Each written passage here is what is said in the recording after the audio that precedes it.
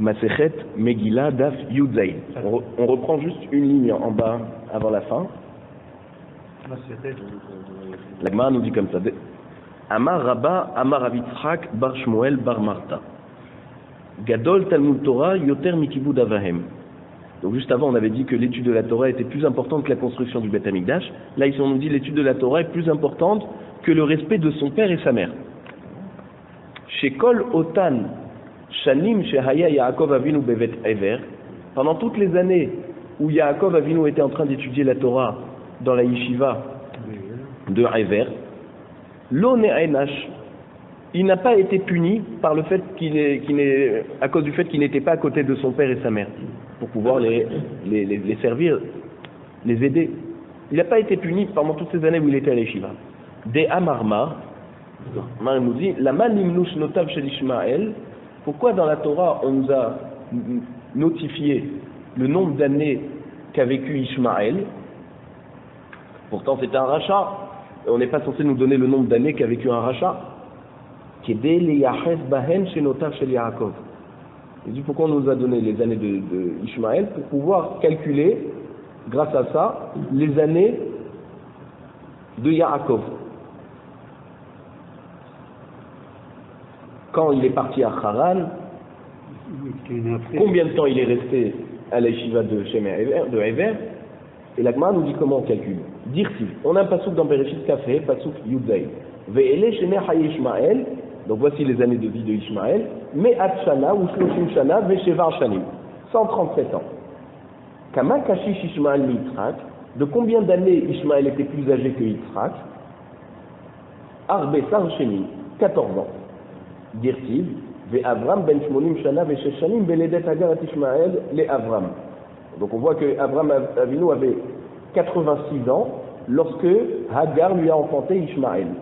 Uktiv, et il y a un pasouk après qui dit, plus loin, Ve Abraham ben me'at shana be'ivaledlo et Yitzhak beno. Et Abraham avait 100 ans lorsque Yitzhak, son fils, est né. Donc 86 par rapport à 100, ça fait 14 ans d'écart entre Ishmael et Yitzhak. Urtiv, et c'est toujours dans Bereshit Café, là, cette fois pasouk Kazvan, Ve Yitzhak ben shishim shana beledet otam. Yitzhak avait 60 ans lorsque il a eu Yaakov et Esav, les deux jumeaux. Bar Kama Hava Ishmael qui est ici dit Yaakov. Donc quel âge avait Ishmael lorsque Yaakov est né? Puisque tu rajoutes 14 ans sur 60. Bar Shivim ve Arba'a. Donc il avait 74 ans Ishmael lorsque Yaakov est né. Kama Paishan Mishne. Donc combien il reste des années de Ishmael depuis 74 ans jusqu'à 137 ans, date à laquelle il est niftar, Shitin Utlat, 63 ans. Donc ça fait que lorsque Ishmael est décédé, Yaakov avait 63 ans. Puisque Ishmael a vécu après la naissance de Yaakov 63 ans. Donc en fait, pourquoi on nous dit que Ishmael a vécu 137 ans? C'est pour pouvoir calculer que Yaakov Avinu avait 63 ans lorsque Ishmael est décédé. Et grâce à cet âge-là, on sait calculer combien d'années il est resté à la yeshiva. Vetania, comme ça on enseigne dans la Braïta, Haya Yaakov Avinu Beshara Shemitbarech Me'aviv Ben Shishim V'Shalosh Shana. Lorsque Yaakov Avinu a été béni par son père, il avait 63 ans. Bo Baperek Met Ishmael. Et donc à cette même période est décédé Ishmael. Dirtiv, Vayar Esav Ki Berach Yitzhak et Yaakov, Vayelech Esav El Ishmael, Vayikach et Mahalat Bat Ishmael, Achot Nebayot, Al Nashav Lo Leisha. Donc on voit que Esav a vu que Yitzhak a béni Yaakov, alors il a dit je vais aller chez Ishmael, et là-bas il a trouvé la fille de Ishmael, Esav est parti chez Ishmael, prendre la fille de Ishmael pour se marier avec elle. Et le pasouk, quand il nous dit Vayelech Esav el Ishmael, lorsque Esav est allé vers Ishmael, ça nous indique que Ishmael était encore vivant. Puisque sinon il aurait été chez la femme de Ishmael, ou chez la famille de Ishmael. Mais s'il nous dit il a été chez Ishmael, c'est que Ishmael était encore vivant. Mi mashma sheneemar bat Ishmael, et ni yodea sheyachot nevayot. Alors la Gemara demande, mais le pasouk est un peu incompréhensible. Pourquoi on nous précise il a été se marier avec Mahalat, la fille de Ishmaël, sœur de Nevayot. Mais on a déjà dit avant la liste des noms des enfants de Ishmaël. Et on a vu là-bas qu'il y avait Nevayot. Pourquoi on a besoin de nous redire à nouveau que Mahalat, c'est la fille de Ishmaël, sœur de Nevayot? Mais la mère chez Kiddusha Ishmaël ou Met. De là, on apprend que Ishmaël a reçu les Kiddushin pour sa fille, et ensuite il est décédé. Ve'ici a Nevayot Ahia.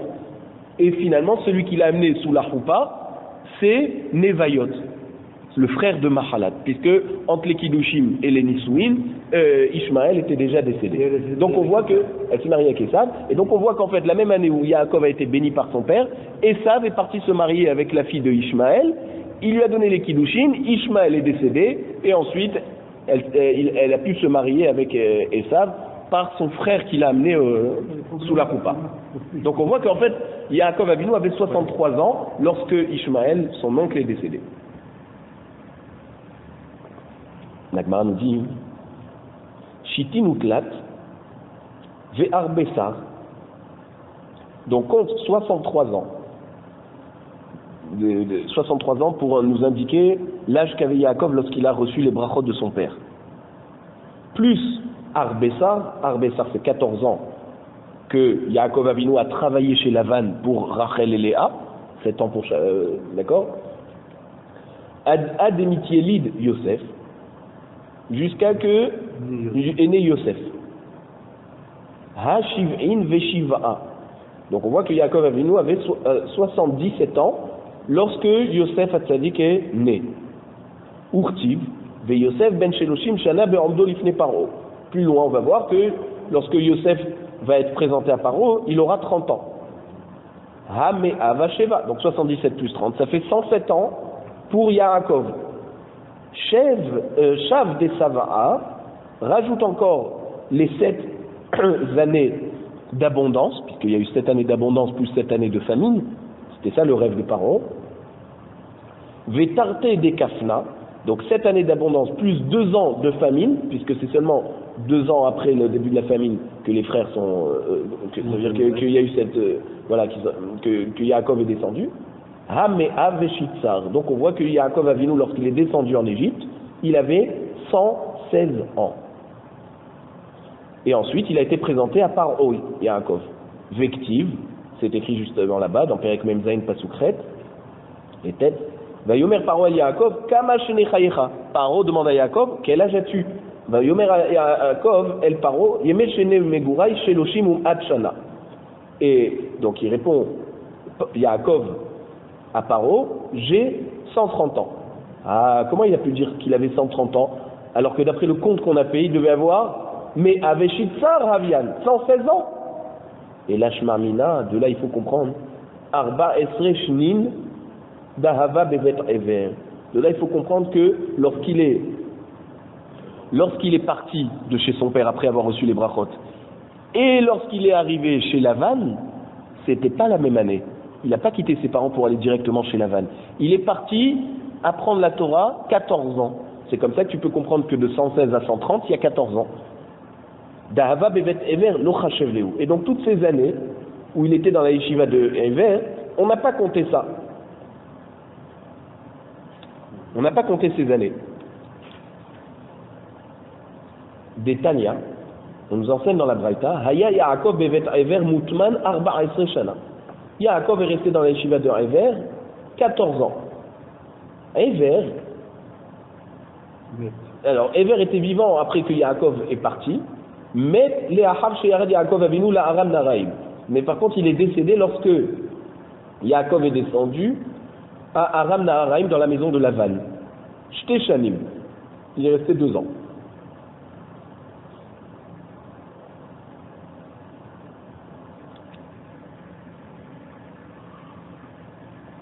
Ça veut dire qu'il est décédé 2 ans après que Yaakov est arrivé à Aram Naharaim. Donc,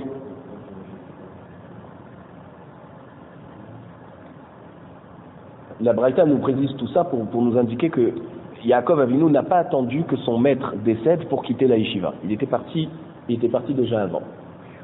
Yatsa Misham, lorsque Yaakov Avinu est sorti du Beth Midrash de Ever, ou Balola Aram Naraim, il est parti dans la ville de Aram Naraim, dans la ville de Lavan. Nimsa Keshe Amad à la BR, donc il se trouve que il a rencontré Rachel au puits, d'accord, l'histoire de cette rencontre devant le puits, Ben Shivim Vasheva Shana. Il avait donc 77 ans. 63 ans, plus 14 ans d'études à l'Yeshiva de Shem Ever, ça fait 77 ans. Donc lorsque on rajoute les 14 ans qui sont passés entre le moment où Yaakov Avinu est arrivé chez Lavan et le moment où Yosef Hatzadik est né, ça fait 91 ans. Et 30 ans, rajoute 30 ans jusqu'à la présentation de Yosef chez Paro, ça fait 91 ans plus 30 ans, ça fait 121 ans. Et après, donc il y a eu en fait 9 ans qui se sont passés entre le moment où Yaakov est arrivé en Égypte et le moment où il a été présenté à Paro.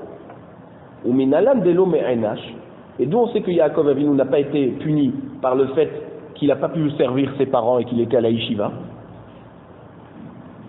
Détania, parce que la Braïta nous dit Nimtsa Yosef chez Perash me Aviv Esrim Ushtaim Shana. Donc on voit que Yosef, lorsqu'il a quitté son père, il n'a pas vu pendant 22 ans, lorsqu'il a été vendu, jusqu'à qu'il la retrouve en Égypte. Keshem chez Perash Yaakov Avinu me Aviv, de même que Yaakov Avinu s'était séparé de son père pendant 22 ans, lorsqu'il a été chez Lavan. D'accord? Donc, plus les 14 ans de la yeshiva. Alors la Gemara demande, mais est-ce que c'était 22 ans que Yaakov Avinu a été séparé de son père? De Yaakov Klatin Veshita Havian. Il y avait 36 ans, pas 22 ans. Pourquoi? 14 ans de yeshiva chez Ever, encore 22 ans chez Lavan, puisqu'il a travaillé en tout 14 ans, mais il est resté encore quelques années jusqu'à qu'il a quitté. Donc ça fait 36 ans et pas 22 ans. Et là, Arbessar d'Ahava Bevet Ever Lochashiv Lehu. Donc on a dit les 14 ans qu'il était à la yeshiva de Ever, ils n'ont pas été comptés dans le nombre d'années où il a été séparé de son père et qu'il n'a pas pu servir son père. On a dit, de même que Yaakov a été séparé de 22 ans de son père Yitzhak, ainsi Yosef a été séparé de Yaakov, Mida Keneged Mida, 22 ans. On a dit, mais c'est pas 22 ans entre Yaakov et Yitzhak, c'était 36 ans. On dit, non, mais les 14 ans où il a étudié à la yeshiva, Yaakov, ça n'a pas été compté. Donc il reste 22 ans de séparation et c'est exactement le même nombre d'années que Yosef a été séparé de Yaakov, son père. Donc on voit que l'étude de la Torah est plus importante que Kibboud Avaim, parce que si c'était pas aussi important, si c'était pas plus important, on aurait compté ces années. On aurait dit Yaakov a été séparé de Yitzhak de 36 ans, il n'a pas servi son père, il n'a pas honoré son père. Et finalement on a dit que 22 ans. La Gemara demande sauf. Des bêtes Lavan Esrim Shenin Avia. Finalement Yaakov il n'était que 6 ans chez Lavan. Pardon, que 20 ans. Donc, pas 22 ans, 20 ans. Donc, pourquoi Yosef a été puni de 22 ans? Et là, Mishum Deishtae Berohat Terten Shenin. Parce que, en fait, Yaakov a tardé 2 ans lorsqu'il est revenu de Aram Naraim, où il habitait Lavan, lorsqu'il a quitté Lavan, pour retourner chez son père Yitzhak, il a tardé de 2 ans. Des Tanya, parce que la Braïta nous dit Yatsam à Aram Naraim ou Balole Sukkot. Lorsqu'il est sorti de Aram Naraim, il est parti à Sukkot. Ve'a Sacham Shmona Asar Chodesh. Là-bas, il est resté 18 mois. Donc 1 an et demi. Chez Nehemar, Ve'Yaakov Nasa Sukkota Vaïven Lo Baït ou Miknehu Asa Sukkot. Donc là-bas, Yaakov est parti à Sukkot. Il a construit une maison pour l'hiver qui dure 6 mois. Et donc, il est resté là-bas 1 an et demi. Donc, ça fait que il est resté 2 fois un hiver, 2 fois 6 mois, et 2 fois un été. Donc pardon, en fait, donc ça fait en tout 18 mois. Ou Bébet El, Asa Shisha Chodashim. Ensuite, il est parti à Beth El, sur la route de la maison de son père. Et il est resté encore, il s'est bloqué là-bas 6 mois à Beth El. Il a fait un Misbéar, Veikriv Zvachim, il a fait des korbanot là-bas. Donc ça fait 24 mois donc 2 ans, que Yaakov Avinu, lorsqu'il a quitté Lavan, n'est pas arrivé tout de suite chez son père. Donc, finalement, c'est vrai qu'il est resté 20 ans chez Lavan, mais il a été séparé de son père 22 ans, à part les 14 ans de Yeshiva qu'on a dit qu'on compte pas. Hadran alach Megillah Nikret. On a fini donc le premier Pérec.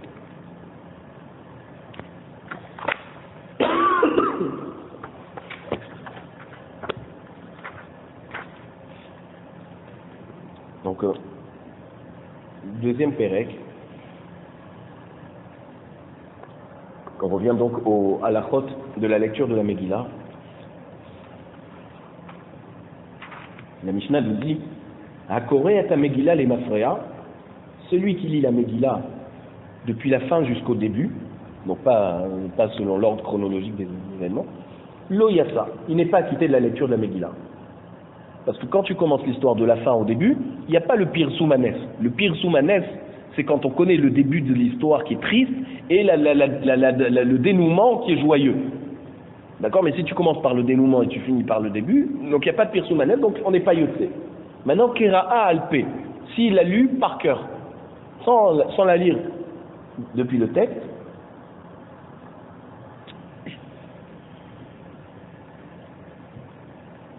ou alors par exemple elle était devant lui en hébreu, mais lui il a lu dans une autre langue, Kera'a Targum, s'il a lu dans une Megillah qui n'est pas écrite en hébreu, mais qui est écrite directement en araméen, Bechol Lachon, ou une Megillah qui est écrite en n'importe quelle langue, Lo Yassa, tout ça, on n'est pas acquitté. Pourquoi? Parce que on va voir que on va faire une Zera Shava du pasouk de Amalek, que la mitzvah de se rappeler de Amalek, il faut la lire depuis le Sefer Torah. Bas Sefer. Aval Korin Ota, la Lo Azot. Par contre, on a le droit de la lire à des gens qui ne comprennent pas l'hébreu. Bela'al.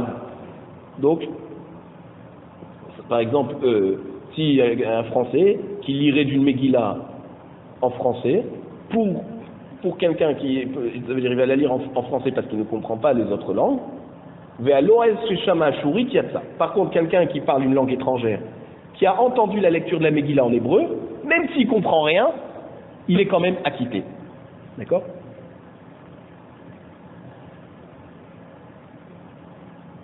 Kera'a Serugin. Maintenant, s'il a lu la Megillah par passage, d'accord, il n'a pas lu il a lu des passages, il s'est arrêté, il a repris la lecture, ou mitnamnem, ou alors il a lu en somnolant, donc il a fait quelques pauses pendant la lecture, yatsa, il est quand même acquitté. Hayakotva, s'il était en train d'écrire la Megillah pendant Purim,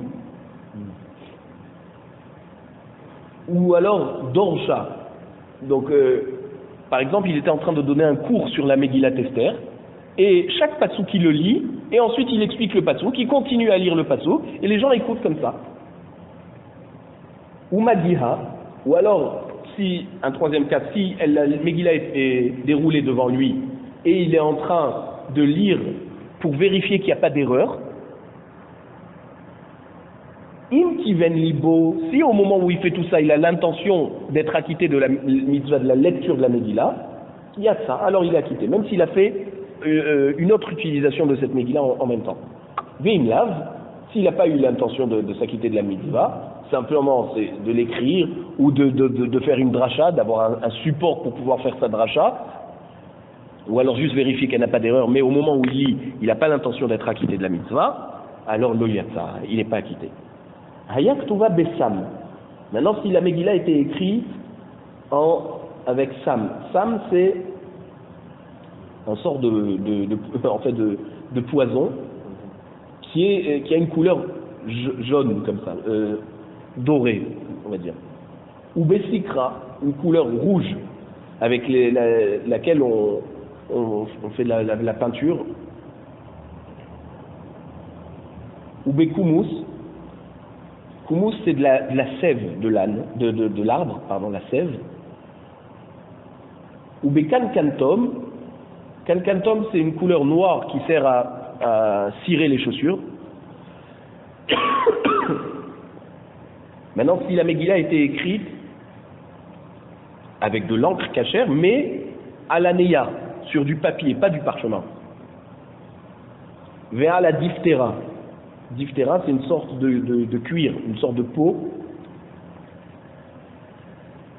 C'est-à-dire qu'on n'a pas encore vraiment obtenu du cuir, c'est pas encore du parchemin, mais c'est au milieu c'est juste de la peau qu'on a trempée dans du sel et de la farine avec de l'eau, mais on l'a pas encore traité pour pouvoir devenir du parchemin. L'eau yassa. Alors s'il lit d'une Megillah comme ça, il n'est pas acquitté. Pourquoi? Ad shetehe ktuva ashurit. Il faut que la Megillah soit écrite en lachon ashurit, donc c'est le lachon à Kodesh, à la sefer, sur un parchemin. Le sefer, c'est le parchemin, le claf, ou bédio, avec de l'encre noire qui reste, c'est pas qui s'efface. Parce qu'on va voir que c'est écrit dans la Megillah, va tirtov Esther Amalka, et Chachamim ont appris de ce pasouk que la Megillah doit être écrite avec de l'encre sur du parchemin. La Gemara nous dit Mina anemile. D'où on sait d'abord que celui qui lit la Megillah de la fin jusqu'au début, il n'est pas acquitté. Amarava, Rava nous dit des Amarkra, parce que le pasouk dans la Megillah nous dit Ki imou vekiblu ayudim alehem liot osim et shnei ayamim ale kirtavan vechizmanam. C'est quoi comme leur écriture et comme leur temps? Ça veut dire quoi? Maz et madame les mafréa l'eau. Ça veut dire, de même que les 2 jours de Purim, le 15 Adar et le 14, on ne pourrait pas faire le 15 et ensuite revenir au 14. D'accord? C'est toujours l'ordre. Le 14 précède toujours le 15 Adar. Ainsi, Asketavam les mafréa l'eau. Ainsi, donc, la lecture de la Megillah doit être lue dans l'ordre, du début jusqu'à la fin, et pas de la fin jusqu'au début. La Gemara nous dit Midi keri aktiva hata, asiya ktiva. Dirsi, liot aussi metchene ayamima ele. Donc la Gemara nous dit mais attends, comment tu vois ça du pasouk? Est-ce qu'il y a écrit kriya ktiva? Il y a écrit kirtavam vechizmanam. On n'a pas parlé de lecture de la Megillah ici. Asiya ktiva. C'est écrit Asiya, comme dans le pasouk, liot aussi metchene ayamima ele. Ça veut dire que on parle de faire les 2 jours de Purim. Quel rapport avec la lecture de la Megillah que tu me dis que de même que le 14 précède toujours le 15, alors la lecture aussi doit commencer par le début pour arriver à la fin. Bon, on ne parle pas de lecture dans ce pasouk. Et là, me'acha. Donc il faut comprendre cette halakha d'un autre pasouk. Dirti. Donc le pasouk juste après. Ve'ayamima ele nizkarim ve'na'asim. C'est quoi nizkarim? C'est quand on mentionne, d'accord, on se rappelle de Purim lorsqu'on lit la Megillah. On se rappelle en lisant l'histoire.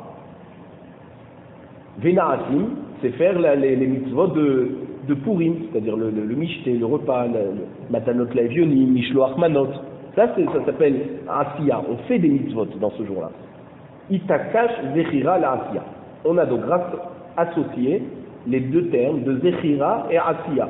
Ma asiya les mafréa l'eau, ça veut dire que de même que la mitzvah que tu fais, des mitzvot que tu fais à Purim, par exemple quand tu manges le repas de Purim, si tu le mangerais les mafréa, c'est-à-dire avant la date de Purim, le 13 Adar, tu ne serais pas acquitté, d'accord?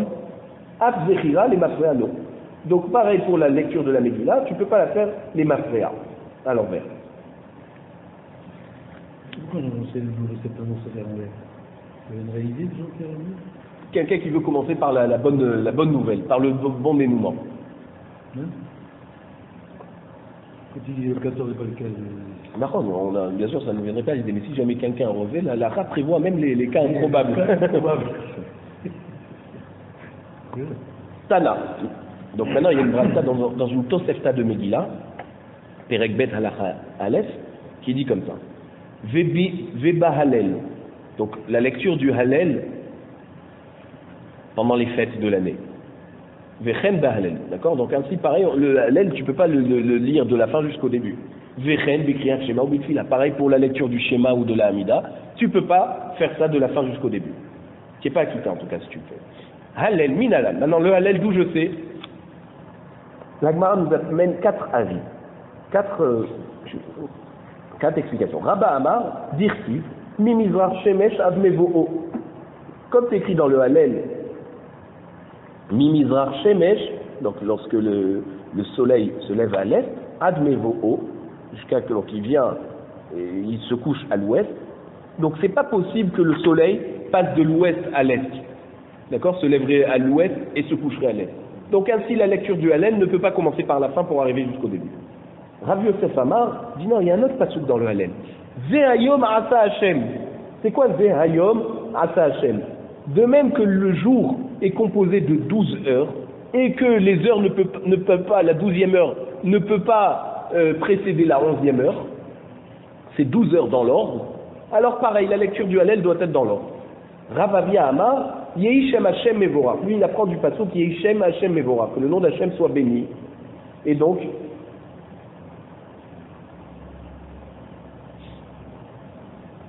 de même que le Seder qui a été écrit dans le Hallel doit être respecté parce qu'il y a écrit Yehishem Hashem Mevorach, le nom d'Hashem sera béni. Comment il sera béni? Par la lecture du Hallel, et donc par l'ordre que les Chachamim qui ont écrit le Hallel ont institué, donc c'est-à-dire David Améler. On peut pas, et comme on dit Yehishem Hashem Mevorach, et ça nous indique qu'il faut le lire dans l'ordre, alors voilà, si tu l'as lu à l'envers, tu n'es pas yossé. 4e avis, Rav Nachman bar Yitzchak, Veitema Rav Acha bar Yaakov Amar, Me'acha, lui il apprend de ce pasouk, la suite du pasouk. On a dit Yehishem Hashem Mevorach, lui il dit Me'ata ve'ad olam. Ça veut dire de même que les saisons ne se avancent toujours, ne reviennent jamais en arrière, on va toujours du passé jusqu'au futur, alors aussi la bénédiction d'Hachem par la lecture de Hallel doit être faite du début jusqu'à la fin, et pas de la fin jusqu'au début. Ok, ça c'est pour le Hallel. Maintenant, Kriyat Shema, d'où on sait si on lit le Kriyat Shema à l'envers, on n'est pas yossé. Détania, la Braïta nous dit Kriyat Shema Kirtava. Le Kriyat Shema, il faut le lire comme il est écrit. Divrei Rabbi. Donc ça veut dire en hébreu et pas dans un autre langage. Ça c'est l'avis de Rabbi. Va Chachamim Omrim. Chachamim nous disent non. Bechol Lashon, tu peux le lire en n'importe quelle langue. Du moment où tu le comprends le Kriyat Shema en français, et ben tu le lis en français. Maïta Amad et Rabbi. Alors pourquoi Rabbi nous dit non, ça doit être que en hébreu? Amar Gra, je te dis parce qu'on a un passou sur la page. Vehayu adevarim aele. D'accord, dans le schéma on dit Vehayu adevarim aele. Bahavayatan Yehu. On avait déjà vu cette dracha. Bahavayatan Yehu, ça veut dire comme ça a été écrit dans la Torah, alors il faudra les dire. Donc ces paroles qui sont écrites dans le schéma, il faut les dire dans le même ordre qu'ils ont été écrits dans la Torah. Verabanan. Alors Rabbanan, si tu me dis que Rabbanan te dit tu le lis en français, tu es yotzé, c'est pas écrit comme ça dans la Torah, c'est pas écrit en français. Comment ça se fait que d'après eux tu es quand même yotzé? Ma'ita amaïvu, quelle est leur raison? Amakra, parce que le passouk nous dit Shema Israël. Le tout début du schéma, ça commence par Shema. Écoute Israël. Bechol lachon shata shomea. Dans n'importe quel langage que tu entends, que tu comprends donc, tu diras le schéma. Alors Shema Israël. Tu comprends le français, alors tu peux le dire en français. Ah, Rabbi Nami active Shema. Maintenant Rabbi Nami, Rabbi, ça veut dire lui qui a dit que ça doit être que en hébreu. Ah, bah c'est que c'est écrit Shema. Moi je comprends que le français. Pourquoi je pourrais pas d'après Rabbi le lire en français? Il te dit non, c'est pas cette explication que j'ai moi de ce mot.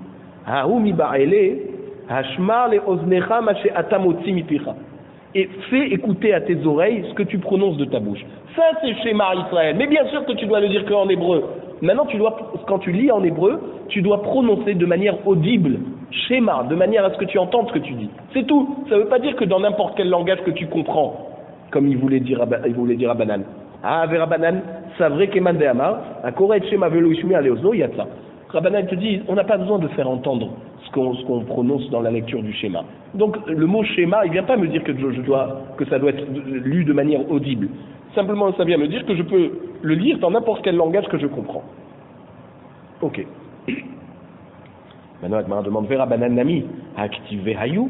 Voici que d'après Chachamim, on a un problème, puisque c'est écrit dans le passage Vehayu, Adevarim, Aele.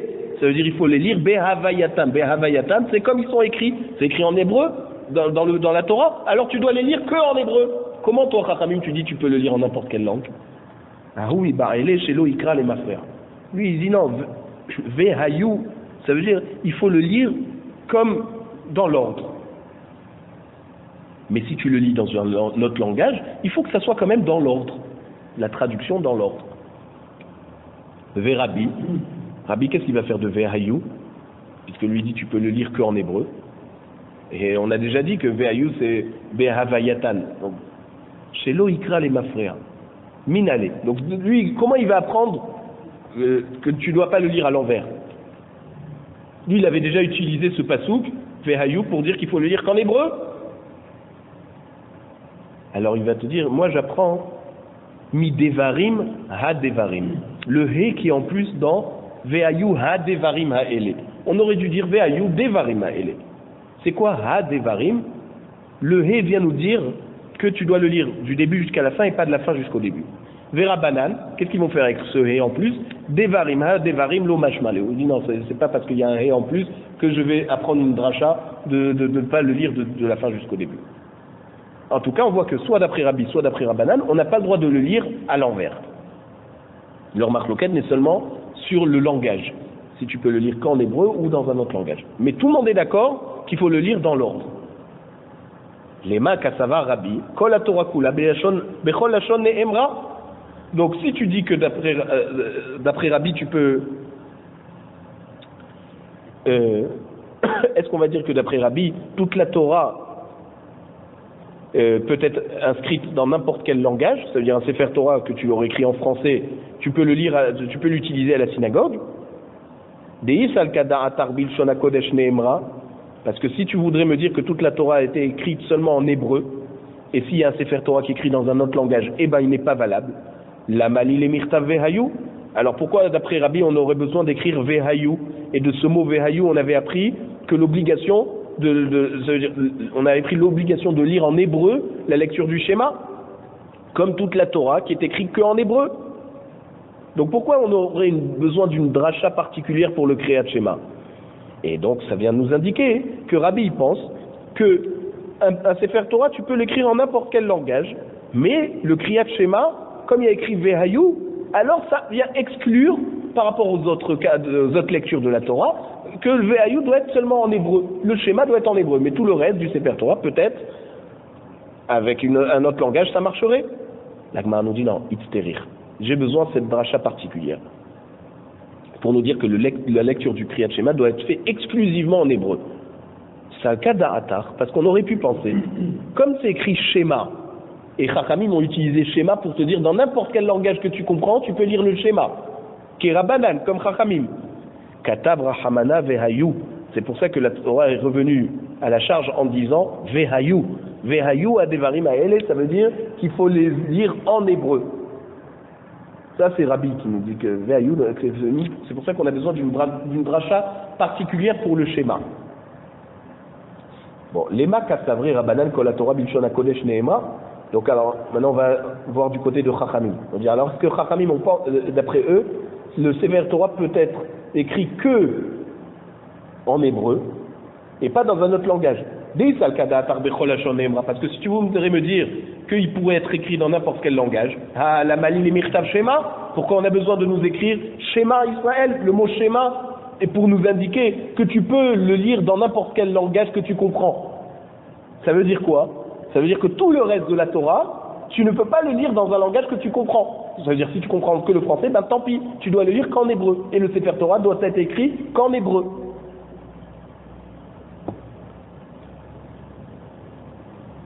Donc pourquoi la Malil et Mirtav Shema, pourquoi on a besoin d'écrire Shema? Pour me dire dans n'importe quel langage que tu comprends. Ça veut dire que toute la Torah, tu peux le dire dans n'importe quel langage que tu comprends. Mais pourquoi on a besoin d'une dracha particulière pour Shema? C'est pour te dire que Chachamim y pense qu'en fait, tout le Sefer Torah ne doit être écrit qu'en hébreu. Ah, pourquoi le schéma tu peux le lire en français? Parce qu'il y a le mot schéma. Schéma, le langage que tu comprends. Non, l'Agmara te dit terrir. Tu as besoin d'une dracha particulière. Et ne viens pas me dire que parce que le schéma tu peux lire en français, mashma, que tout le reste de la Torah doit être écrit en hébreu. Non. Salka da'atar amina. Tu aurais pu penser et dire vehayu, comme il y a écrit le mot vehayu, et donc tu comprends de là que c'est vehavayatan, il faut le lire qu'en hébreu, Kerabi, comme Rabbi a expliqué ce pasouk, katav rachamana shema. La Torah est venue t'écrire schéma pour te dire non, tu n'es pas obligé de le lire en hébreu. Si tu comprends le français, tu peux le lire en français. Mais ne viens pas extrapoler et dire que donc Chachamim pense que toute la Torah doit être écrite qu'en hébreu. Ah, pour le schéma, il y a écrit schéma, donc tu comprends dans le langage que tu comprends. Non. Donc il n'y a pas finalement dans la maskana de la Gemara une décision qui tranche entre l'avis de Rabbi et Chachamim. Est-ce que la lecture de la Torah qui serait écrite dans un autre langage, est-ce qu'on serait acquitté d'une lecture comme ça? Alors le Khatam Sofer, il a dit que, par exemple, seulement les lectures qui sont Minatora, les lectures de la Torah Minatora, vous savez c'est quoi? Parashat Zachor, d'accord, c'est Minatora, et la paracha des Bikurim, des offrandes qu'on amenait, d'accord? Alors là-bas il dit que comme c'est une obligation, tu peux le lire dans le langage que tu comprends. Mais la lecture de la Torah, d'accord, de tous les Shabbats, ça il faut le lire qu'en hébreu. Et lui il a prouvé ça de Ezra Sofer, que lorsque Ezra Sofer lisait la Torah, il avait mis un traducteur à côté de lui, pour que les gens comprennent. Donc si tu me dis que tu peux le lire dans n'importe quelle lachon, pourquoi il a besoin d'un traducteur? Il aurait dû lire directement, il comprenait l'araméen, et bien il lit la Torah en araméen. Donc et là maintenant on voit que la lecture de la Torah à la synagogue, elle doit être faite en hébreu. Et tu peux prendre un traducteur pour expliquer. Mais lorsque la lecture est minatora, comme Zachor et Bikurim, alors là il faut que tu comprennes. Donc c'est pour ça qu'on te dit, même dans un autre langage, c'est Yotse.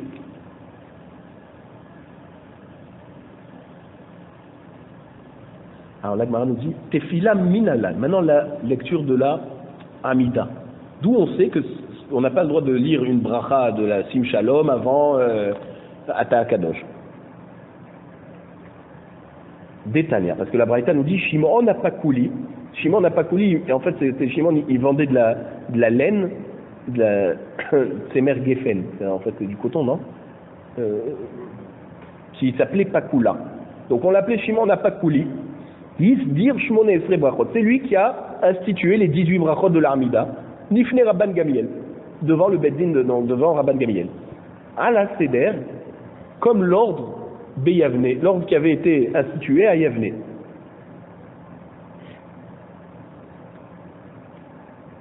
Amar Rabbi Yochanan ve'amrela bematnita tana me'ave esrim zekenim. Rabbi Yochanan nous dit que quand ils ont institué ça, c'était les 120 Chachamim qui étaient donc les Anshe Knesset Agedola ou Bahem Kamen Nevim. Et parmi eux, il y avait plusieurs prophètes. Tiknu Shmona Esre Brachot à la Seder. Ceux qui ont institué les 18 brachot de l'Amida selon l'ordre qu'on a aujourd'hui. C'est pour ça que tu ne dois pas faire à l'envers. Tanoua Banan. Chachamim nous enseigne dans une braïta. Minaim Sheomrim Avot. Maintenant, on va nous donner l'ordre des brachot. D'où on sait qu'on commence par la bracha de Avot. On mentionne le nom des trois Avot, Abraham, Yitzhak et Yaakov. Chez Nehemar, parce qu'on l'apprend du Teilim, Perek Kaftet, donc le 29e Perek du Teilim, il a 18 fois le nom d'Hachem. Havou l'Hachem Ben Elim, Havou l'Hachem Kavod Varoz, Havou l'Hachem Kevod Shemo, 18 fois le nom d'Hachem. Donc de là on apprend que le Bnei Israël, qui sont les enfants de Abraham, Yitzhak et Yaakov, qui sont appelés Elim, Avou l'Hachem Bene Elim. Elim, ça veut dire fort. Le peuple juif est fort. Et là, on voit donc, c'est grâce à qui? Grâce à Abraham, Yitzhak et Yaakov. Donc, comme c'est la première bracha, la première mention, on va dire, la première mention de ce Teilim, Avou Lachem Bene Elim. Donc, on mentionne donc Abraham, Yitzhak et Yaakov dans la première bracha de la Hamida. Maintenant, la braïta continue. Uminaim she omrim gevurot. Et pourquoi la deuxième bracha, donc après, c'est la bracha de gevurot, Ata gibor le'olam Hashem. Parce que, chez Nehemar, Avou Lachem kavod va'oz. Oz, c'est la force. Et c'est juste après Avou Lachem Bene Elim, Avou Lachem kavod va'oz. Là, on continue par Ata gibor. Ou minayin shomrim kedushot, d'où on sait que la troisième bracha c'est Ata kadosh. Chez Nehemar, Avou Lachem kevod shemo, ishtach Avou Lachem behadrat kodesh. Donc le kavod d'Hachem, c'est la sanctification de la kedusha d'Hachem. Donc c'est pour ça que on dit Ata kadosh. Après, la Gemara nous dit Umar Raoul Omar Bina. Pourquoi ensuite on est passé par la bracha de Ata Honen le Adam Da'at, on a dit Umlamed le Enosh Bina. La Bina c'est le discernement entre deux choses. Achar Kedusha. D'où on sait que on dit Ata Honen donc après Ata Kadosh. Chez Nehema, là maintenant on passe à un autre pasouk dans Yesharia Perek Kaftet pasouk Kaf Gimel. V'ikdishu et Gedosh Yaakov ve'et Elokei Israël Ya'aritzu. Et juste après Usmich le pasouk d'après. Après le passouk qui parle de la Kedusha d'Hachem, Kedosh Yaakov et Elokei Israël, il y a écrit, passouk Kaf Dalet cette fois, Veyad'u Toreh Ruach Bina. Donc comme le passouk suivant, il parle de la sagesse, alors après le passouk de Ata Kadosh, on parle de la sagesse. La bracha de la sagesse, c'est Ata Honen. Ok. Omar Raoul Omar Teshuva. Maintenant d'où on sait qu'il faut parler ensuite de la Teshuva, puisqu'on dit Ashivenu Hachem et Torah Terra. Fais-nous revenir. La Teshuva. Ahar Bina, après la bracha de la sagesse, dirti Vulvavo Yavin Veshav Verafalo. Donc il y a écrit Vulvavo Yavin, son cœur va comprendre, Veshav, il va faire Teshuva, Verafalo, et il va être guéri. Donc, il y a écrit Lama Refoua Batra de Teshuva, Lema Refoua Batra de Teshuva, d'après la suite de ce pasouk, après que tu parles de Teshuva, tu aurais dû directement passer à la bracha de la guérison. Or, avant la guérison, on parle de la Géoula. La Gemara répond Lo falka da'atar dirtiv veyashov el Hashem verahameu ve'el Elokenu ki yarbe lisloah. Te dit non, il ne faut pas rapprocher la refoua, la guérison de la Teshuva. Pourquoi? Parce que dans Yesharia Perek Nunhe Pasuk Zalain, il y a écrit que le rachat va abandonner ses mauvais chemins, il va revenir vers Hachem, Hachem sera miséricordieux envers lui, parce que Akadosh Baruch Hu pardonne. Et alors, c'est pour ça qu'on a dit, après la Teshuva, on a parlé de la Seliha, d'abord Selach Lanu, il pardonne, après la Teshuva, d'accord, il y a écrit que Akadosh Baruch Hu qui yarbe l'isloar, et après seulement la Refoua.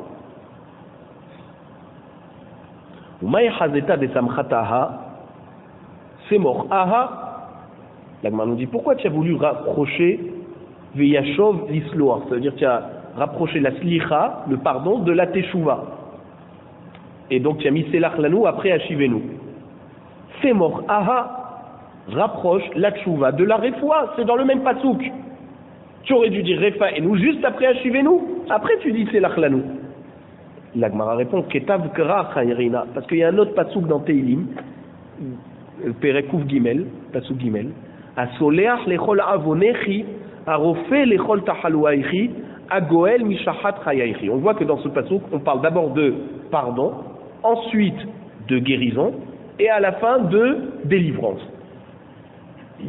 Donc c'est pour ça que puisque la refoua vient après la slicha, alors on a dit c'est l'achlanou avant refaelu. Ok, la Gemara demande les mêmes radis geoula ou refoua batar selichahi, ve'aktiv ve'shav ve'rafalo.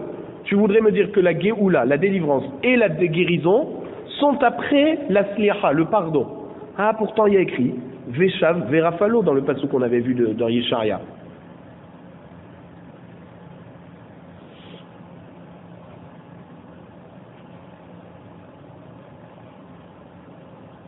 D'abord la Teshuva, ensuite la guérison. Donc on voit que grâce à la Teshuva, on obtient la guérison. Alors comment ça se fait que Refa et nous n'est pas collé à la bracha de la Teshuva? On a intercalé au milieu la bracha du pardon, c'est l'Achlanou. Haou lav refoua de tahalouim hi. Et la refoua d'isliahahi. Tu dis la refoua quand on te dit veshav verafalo, c'est pas une refoua, une guérison des maladies sur le corps. C'est la guérison de la neshama.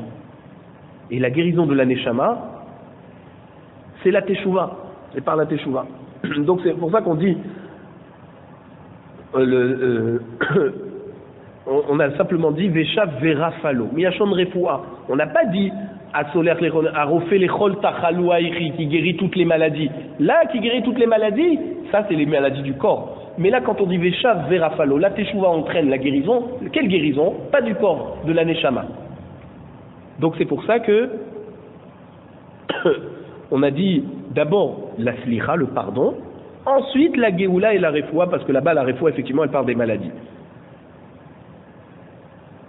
L'Agmara nous dit Umar Raoul Omar geoula bashevirit. Alors je dis mais alors pourquoi on a intercalé en 7e bracha la geoula? On voit que dans tous les psukim on nous parle de teshuva, guérison, le pardon, guérison. Qu'est-ce que tu m'intercales entre le pardon et la guérison? La bracha de la geoula.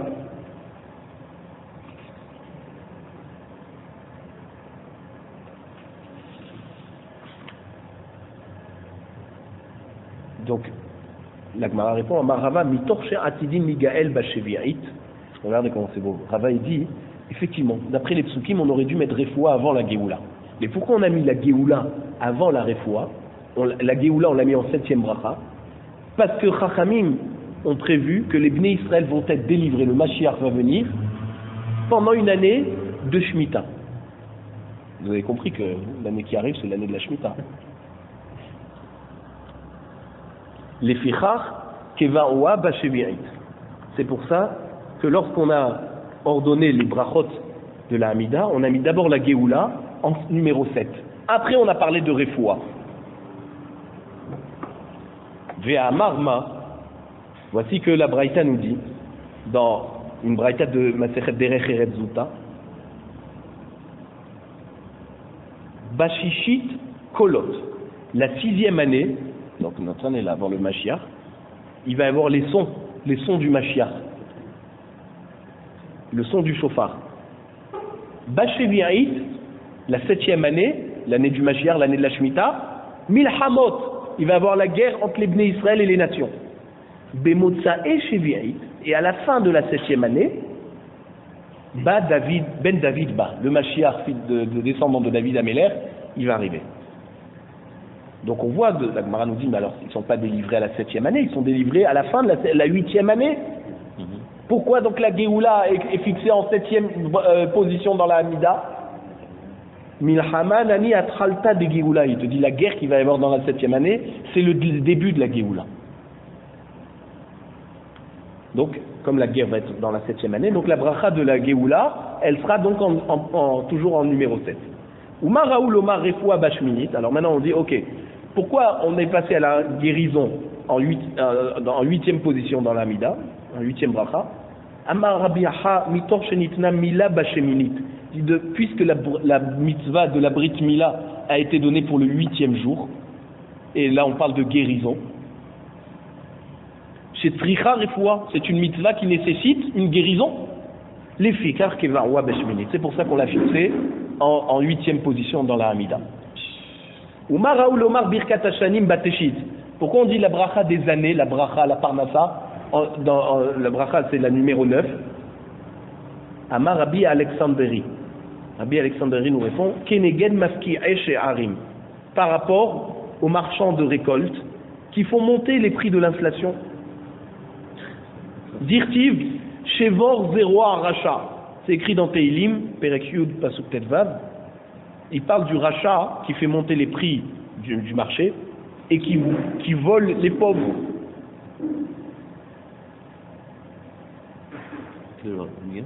Alors, comment on apprend de ça? Parce qu'il y a écrit dans le Pasuk là-bas, toujours dans Perek Teilim Yud, Pasuk Tet, on dit Yerov Bamistar Keharie, Besuko Yerov Lachatof Ani. Comme un lion qui est près de sa proie, comme ça. Alors, celui qui fait monter les prix, il vole le pauvre. Donc on voit que c'est pas un brigand, c'est quelqu'un qui fait monter les prix. Et donc David Amelech a prié que Akadosh Baruch Hu va casser les bras de ce rachat, en donnant une grande abondance, de manière à ce qu'on n'ait pas besoin de faire monter les prix, et que les pauvres ne seront pas touchés par ça.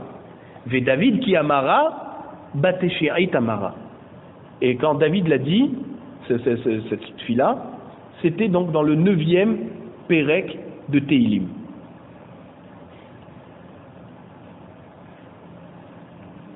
Donc c'est pour ça que, pourtant on dit que c'est Tehilim Yud. Et là il dit que c'est le 9e Pérec. Alors, parce qu'il y a une marloquette en fait, sur les 2 premiers Tehilim. Ashrei Aish Asher Lo Ala, et après Lama Radshu Goim Ul Umim. Il y en a qui disent en fait c'est le même Tehilim. Tout ça c'est le numéro 1. Donc c'est pour ça que nous on dit, si on ouvre un Tehilim on va voir que c'est Pérec Yud, mais en fait c'est Pérec Tet.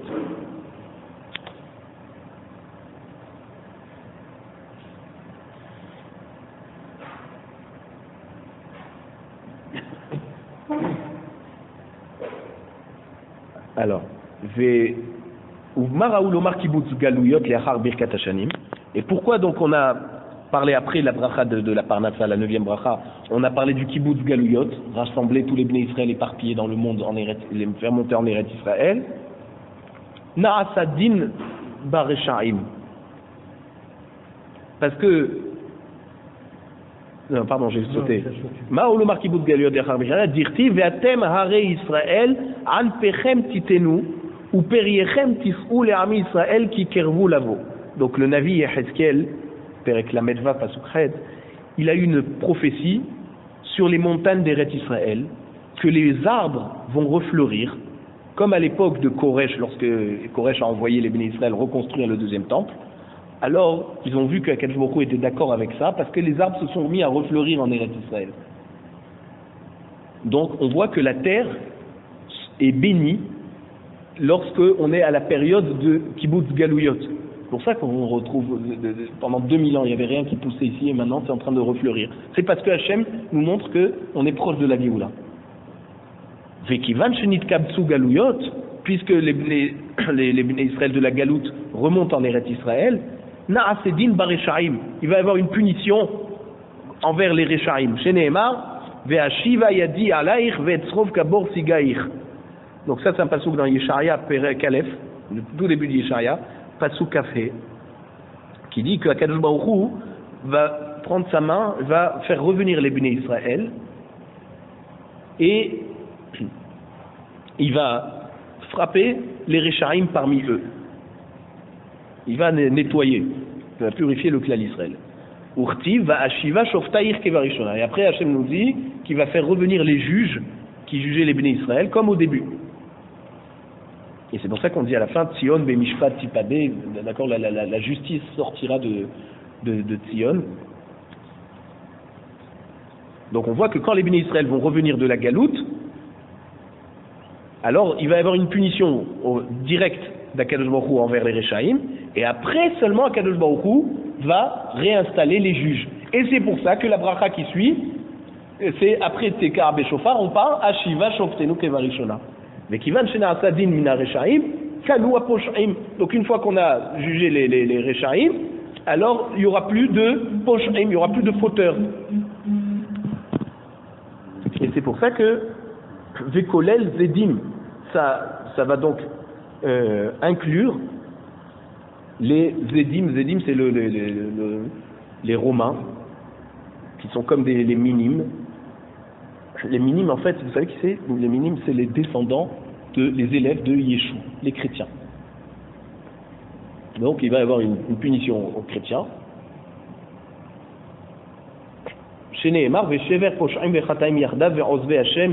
Donc éliminer ceux qui ont abandonné Hachem. Donc une fois qu'il n'y aura plus de fauteurs, Mitromemet Keren Tzadikim, c'est là où la tête des Tzadikim remonte. Dirti Vechol Karne Reshaim Agadea. D'abord, on éteint tous les faisceaux des Reshaim. Teromam Nakarnot Tzadik. Et donc les Tzadikim remontent à la surface. C'est pour ça qu'après Birkat Aminim, il y a la bracha de Alat Tzadikim. Vekolel Gereat Tzedek Imat Tzadikim. Et on aura inclus dans cette même bracha les convertis avec les tzadikim, ceux qui sont vraiment convertis. Chez Nehemar, Mipne Seva Takum Ve'adarta Penezakem. Donc d'abord, on te dit, il faut se lever devant le vieillard. Usmirle, juste après c'est écrit, Vechiaguritecha ger be'artsechem, lorsque le converti vivra avec toi. Donc on voit que le ger tzedek, il sera associé avec les tzadikim. C'est pour ça qu'ils sont dans la même bracha. Ve'echad mitromemet karnam, c'est où que les tzadikim remontent à la surface? Birushalayim. À Yerushalayim. Chez Nehemar, Shalou Shelom Yerushalayim, Ishlayu Oavaïr. Mais Kevan Shenivnet Yerushalayim, David. Une fois que Yerushalayim a été reconstruit, David Amelech arrive. Chez Nehemar, Achar Yashuvu Bnei Israël, Ubikshu et Hashem Elokehem, Ve'et David Malkam. Donc le pasuk nous dit qu'après que Yerushalayim va être reconstruit et que les Bnei Israël vont refaire le Beth Amikdash, alors Kadosh Baruch Hu fera que le royaume de David régnera à nouveau à Yerushalayim. Et c'est pour ça que d'abord on dit Boné Yerushalayim et après on parle de Et Semach David Arder.